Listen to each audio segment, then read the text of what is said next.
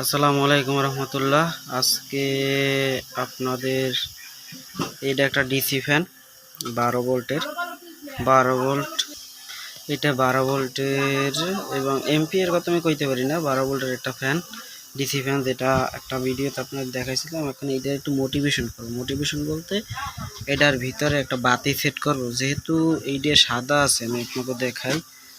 যেহেতু এইটা সাদা, তার মানে আমার মাথায় একটা বুদ্ধি আসছে কি, যে এইটার মধ্যে যদি একটা বাতি ফিটিং করি তাহলে কিন্তু এইটা সম্পূর্ণ ঘরটারে আলোকিত করবে ডিম লাইটের মতো। ঠিক আছে, ড্রিম লাইটের মতো আলোকিত করবে। এই যে তাই আমি একটা বাতি ফিট করবো 12 ভোল্টের। আমি একটা বাতি বানাইছি রাত্রে বৈশা। আমি সেইটা আপনাদের বিষয়ে আলোচনা করবো, যেটা আমি নিজ হাতেই বানাই না, 12 ভোল্টের একটা বাতি। তা আমি আপনাদের দেখাবো যে এইটা কিভাবে সেট করে এবং কিভাবে সেট করে কাজ করবেন।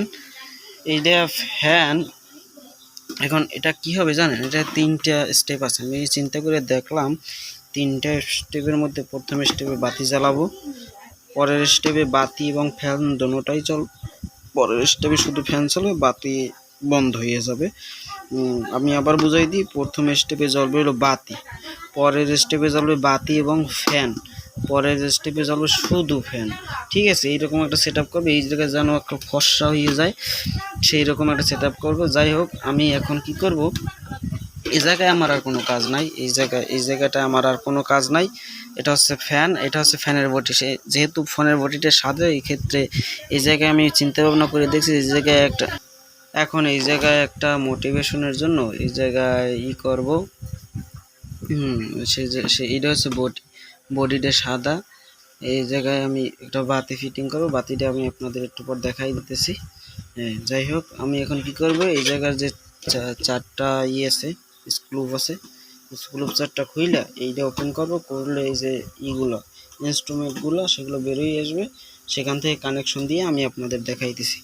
যেহেতু নাট খোলা শেষ, এবার আমি এটা বের করব, আপনাদের দেখাবো এটার ভিতরে কি কি ইনস্ট্রুমেন্ট থাকে। যাই হোক, এক হাত দিয়ে কাজ করা লাগে, তো এই জন্য অনেক সমস্যা হইতেছে। এই স্ক্রু চারটা আমি রেখে দেবো, কারণ পরবর্তীতে এগুলো কাজে লাগবে। এই হচ্ছে মেইন বডিটা। এই জায়গায় সব কিছুই আছে। আমি এই জায়গাটা বাতি লাগাইছিলাম, এটা তো কাজ করে না, কিন্তু তাই একটা ভালো বাতি আমি লাগাবো এই জায়গায়। এই হচ্ছে ফ্যানের ভিতরের স্পেসটা। যাই হোক, এখন বিশেষ করে আমি যে বাতিটা আপনার বানাইছি সেটা আপনাদের মাঝে একটু ব্যাখ্যা করে দিই। এটা হচ্ছে সেই এসিডিসি বাতি, মানে সরি, এটা হচ্ছে ডিসি বাতি। এটা ছিল আসলে ওই যে চার্জার বাতি আছে না, ওই থেকে আমি খুঁজছি। এটা হলো 3.7 ভোল্টের একটা বাতি। এটা 3.7 ভোল্ট, ছোট পেন্সিল ব্যাটারি দিয়ে চলতো। এখন আমি এটা বড় আকারে বানাইছি, এই যে দেখতে পাচ্ছেন, বড় আকারে বানাইছি। এটা কি করছি দেখেন, এই জায়গায় 3টে পার্ট করছি, 3টে। এইটা ছিল কিন্তু প্লাস, এইটা ছিল মাইনাস। তা আমি কি করছি, এটা 3টে পার্ট করছি, একটা দুইটে ওই 3টে। 3টে পার্ট করার পর এই জায়গায় লাইনগুলো কেটে দিছি। কেটে দেওয়ার পরে যেহেতু একটা বাতি 3.7 ভোল্টে জ্বলে, সেই ক্ষেত্রে আমি 3টে অ্যাড করছি, মানে প্যারালাল ভাবে। প্যারালাল ভাবে যোগ করার কারণে এই জায়গায় হচ্ছে প্লাস, আবার ওই সাইডে যাই ধরছে মাইনাস, আবার এই সাইডে প্লাস, ওই সাইডে মাইনাস। এখন কি হয়েছে, 3 3 9, মানে ভোল্টেজটা 3 ভাগ হয়ে গেছে। তার মানে 12 ভোল্টে এটা মোটামুটি ভালোই আলহামদুলিল্লাহ আলো দেবে।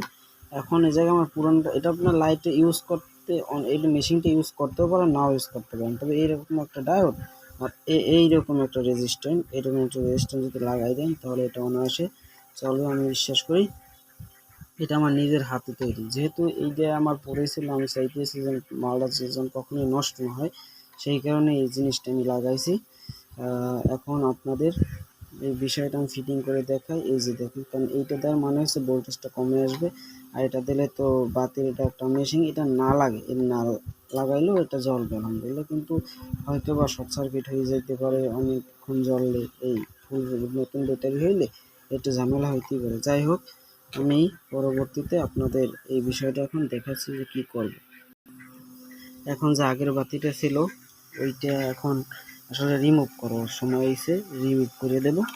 এই যে এই জায়গায় যে লাইনটা আছে, এই লাইনটা রিমুভ করবো, কারণ এটা হচ্ছে মাইনাস, কিন্তু এটা কিন্তু মাইনাস। 3টে লাইন আর এগুলো যা দেখতেছেন এগুলো পজিটিভ লাইন, এই টিভি থাকে পজিটিভ লাইন।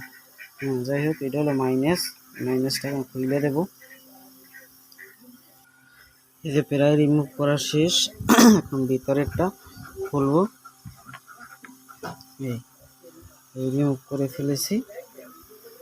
এখন এগুলো একটু খুলে দেবো আর কি লাইনটা, যাতে এক হাত দিয়ে ভিডিও করতেছে আমার অনেক সমস্যা হইতেছে, এক হাত দিয়ে কাজ করা লাগে। যাই হোক, এই যে আগের পুরাতন বাতিটা, এটা কিন্তু 4টা বাতি ছিল, আমি নিজেই লাগাইছিলাম।